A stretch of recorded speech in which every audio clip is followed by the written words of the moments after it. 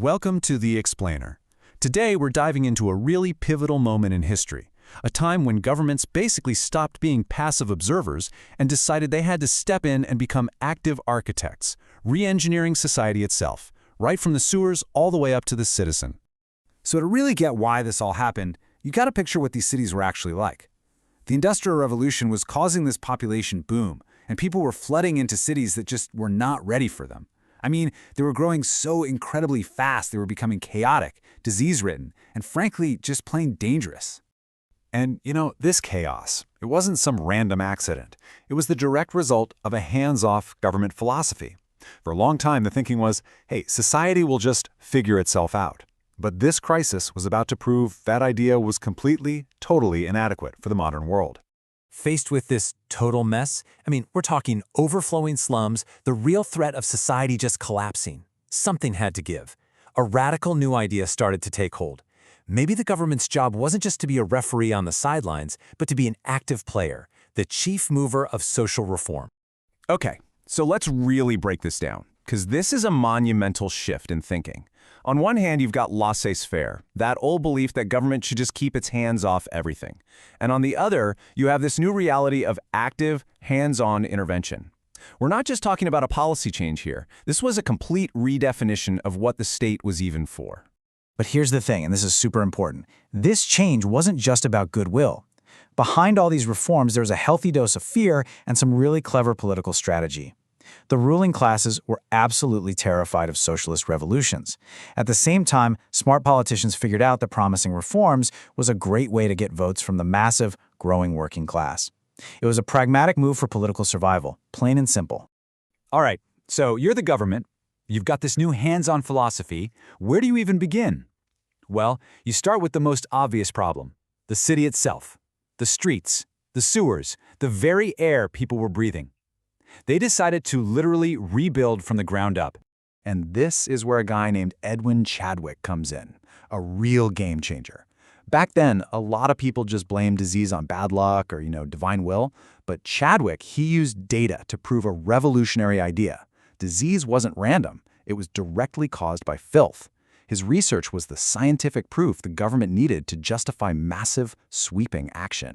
Chadwick's sanitary idea basically became the playbook. By proving that link between good sanitation and good health, he handed politicians a cause that was incredibly popular.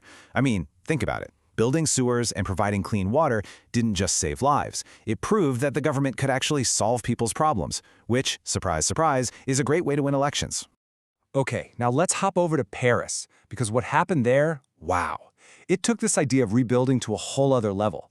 Emperor Napoleon III looked at his capital city, this maze of dark, narrow medieval streets, and he gave his guy, Baron Haussmann, a simple but monumental task. Tear it down. Tear it all down and build a modern city worthy of a great empire. And this is where it gets really clever. You see, this wasn't just about public health. On the surface, Haussmann's new, wide, tree-lined boulevards were designed to let light and air into the city, but they also served a very important hidden purpose. These huge, broad avenues made it practically impossible for revolutionaries to build the kind of barricades that had caused chaos in Paris for decades. This was urban design as a tool of state control. Okay, so they've rebuilt the cities. The streets are wide, the sewers are working. What's next? Well, the state turned its attention from the buildings to the people living in the buildings. The next big project was to reorder the social world, to shape the citizens of these new, modern cities. So how do you manage millions of people crammed into a city? Your old, informal ways just won't cut it. This is where you see the birth of professional police forces, trained and employed by the government. At the same time, the whole idea behind prisons started to shift, moving away from just pure punishment and more towards a model of rehabilitation, with programs meant to actually reform people. But maybe the biggest, most powerful tool of all for shaping the next generation? Compulsory public education. Think about this. In just a few decades, nearly every state in Europe decided that all kids from age 6 to 12 had to go to school. That is a massive, revolutionary change for the average family. And just like with the boulevards in Paris, there were multiple goals here. It wasn't just about reading and writing. For one, with new child labor laws, it kept kids off the streets. But more importantly, schools became these prime environments for instilling nationalism, teaching everyone the same language and the same history to create a nation of loyal patriots. And of course, they were also training up a more skilled workforce for the next wave of industrialization. So, let's step back for a second. We've got new sewers, new streets, new police forces, new schools. You add all these pieces together, and what do you actually get? Well, you get nothing less than the foundation of the modern state, the very one we're living in today. And you can really see the progression when you lay it out on a timeline like this. Look, the century starts with this minimal, hands-off government. Then, boom, by the middle of it, they're literally redesigning entire cities. By the end, they're educating every citizen and managing social order. By the time the 1900s roll around, all the pieces are in place for the powerful, centralized governments we see now. And that's the main takeaway here. None of this happened in a vacuum. These weren't just isolated projects. The sewers under our feet, the wide streets in our cities, the public school system, they were all building blocks in this huge, century-long project that fundamentally redefined the relationship between the government and its people.